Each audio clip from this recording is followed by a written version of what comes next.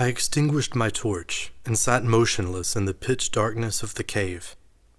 Timeless moments passed by in eternal succession, arising from and returning back into the darkness. In the stillness, I sensed her silent presence envelop me in an infinite ocean of nothing, and I could feel its longing to be filled and my own longing to fill it, burning as a single all-consuming flame, and yet we both remained unconsumed. Without a word, I watched as her form slowly materialized before me.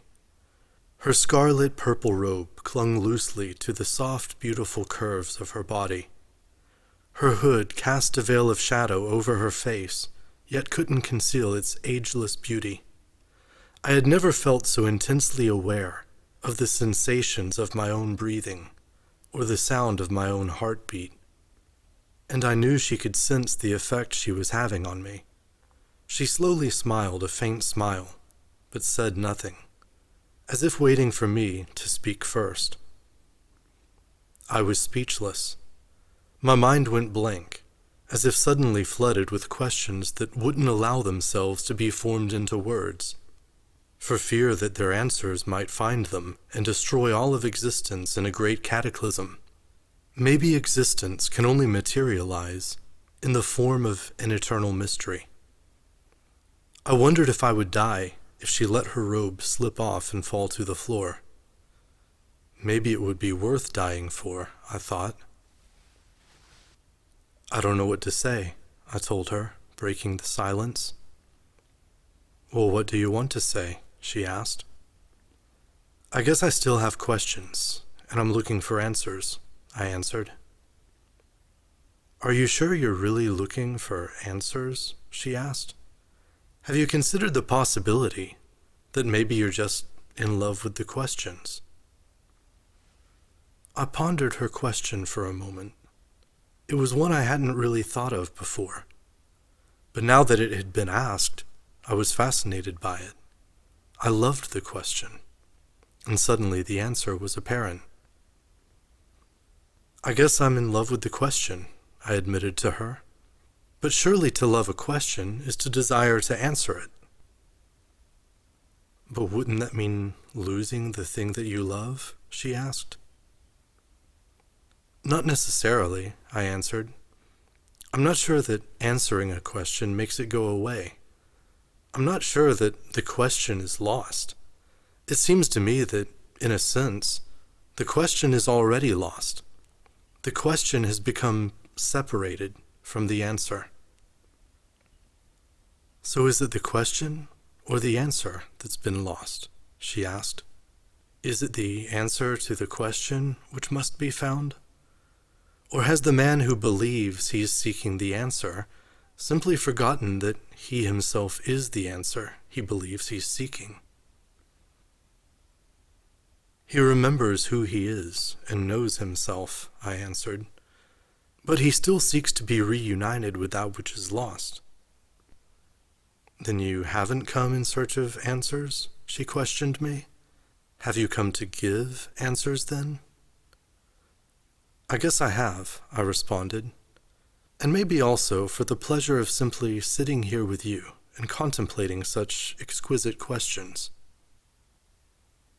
And what are these questions you find so exquisite? She inquired. Why is there something rather than nothing? I answered. Are you sure that there is something? She questioned. How do you know? Because the question itself proves that something exists, I explained. It proves that I exist. The fact that I'm asking the question proves the existence of someone who's asking the question. If I didn't exist, I couldn't ask the question. But couldn't you question whether or not there's a you who's asking the question? She objected. No, I insisted, because there would have to be some me who is questioning whether or not there was a me who was asking the question. So it seems like the question is like your mother in a way, she said. It's almost like the question gave birth to you, in a sense. because it's through the question that you come into existence, or at least, it's through the question that you become aware of your own existence. Is that what you mean? Yes, I said in agreement. But the question is also like my daughter, in a way, because the one asking the question can be thought of as the question's father. So if the question is both your mother and your daughter, does that make you your own father? She asked. I guess you could say that, I replied. Or you could say that I and my father are one. Or the Son is the image of the Father. The Son is the self-concept of the Father. And it's the mother who gives birth to this self-concept. It's through her that the Father is able to know himself in the image of his Son. Of course, you could also say that the mother and daughter are one, since her Son is his own father. And it's through the daughter that the Son is able to father his own father. That's all kind of confusing, don't you think? She said. Wouldn't it be easier just to think of the divine masculine and the divine feminine as two souls who give eternal life to each other through their undying love for one another? I like that, I said. But their love for each other is so powerful that it would consume them both, and they would each dissolve into the other, if they allowed themselves to give in to their desire. The consummation of their desire would mean the death of them both, and a tragic ending to their love story. And since neither could bear the death of the other, they each sacrifice themselves and choose to endure the endless pain of unfulfilled longing and eternal separation. That sounds really romantic, she said, but also really sad, don't you think?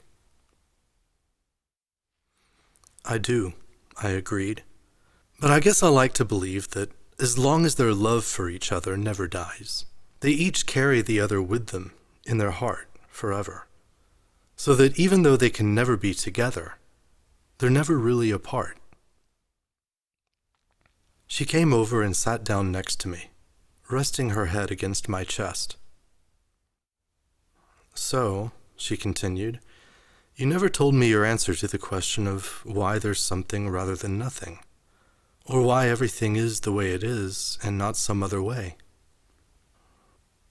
I was tempted to put my arm around her, but I was afraid to. I felt like, if I did, she might disappear like a dream. And so I shifted my attention away from my fear and desire, and focused on answering her questions. I think there's something rather than nothing, because nothing can't exist, I suggested. Only something can exist. Even the concept of nothing can't exist without the concept of something.